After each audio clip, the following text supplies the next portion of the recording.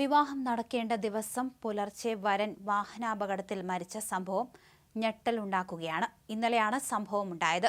ചെമ്പഴന്തി പൊട്ടയിൽ അയ്യങ്കാളി നഗർ പുന്നക്കുഴി രോഹിണിയിൽ രാജൻ ആശാരിയുടെയും ശ്രീലതയുടെയും മകൻ രാകേഷാണ് ഇന്നലെ മരിച്ചത്. 28 വയസ്സായിരുന്നു.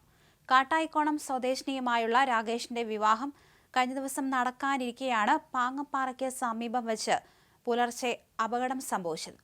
ശ്രീകാര്യത്തിനും കഴക്കൂട്ടത്തിനും ഇടയ്ക്ക് മാങ്കുഴിയിൽ വെച്ച് രാകേഷ് സഞ്ചരിച്ചിരുന്ന ബൈക്ക് എതിരെ വന്ന KSRTC സ്വിഫ്റ്റ് ഇലക്ട്രിക് ബസ്സുമായി കൂട്ടിയിടിക്കുകയായിരുന്നു.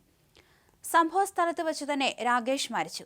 കണിയാപുരം ഡിപ്പോയിൽ നിന്ന് വൈദ്യുതി ചാർജ് ചെയ്ത ശേഷം വികാസ് ഭവനിലേക്ക് പോവുകയായിരുന്നു ബസ്. ശ്രീകാര്യത്ത് നിന്ന് കഴക്കൂട്ടം ഭാഗത്തേക്ക് ബൈക്കിൽ പോവുകയായിരുന്നു രാകേഷ്.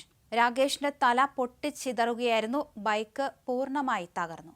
ബസ്സുമായി നേർക്കുനേരായിരുന്നു ഇടിച്ചത്. തിങ്കളാഴ്ച രാവിലെ കാട്ടായിക്കോണം വാളവിഴയിലെ പട്ടാരി ശ്രീ മഹാദേവ ക്ഷേത്രത്തിൽ വെച്ചാണ് രാകേഷിന്റെ വിവാഹം നടത്താനിരുന്നത്. വീട്ടുകാരുടെ എതിർപ്പ് മറികടന്നാണ് യുവതിയുമായി രാകേഷ് വിവാഹം കഴിക്കാൻ തീരുമാനിച്ചത്. അവസാന ശ്രമമെന്ന നിലയിൽ കഴിഞ്ഞ ദിവസം രാത്രി സ്വന്തം വീട്ടിലെത്തി വിവാഹത്തിൽ പങ്കെടുക്കണമെന്ന് അച്ഛനോടും അമ്മയോടും പറഞ്ഞ ശേഷമാണ് രാകേഷ് മടങ്ങിയത്.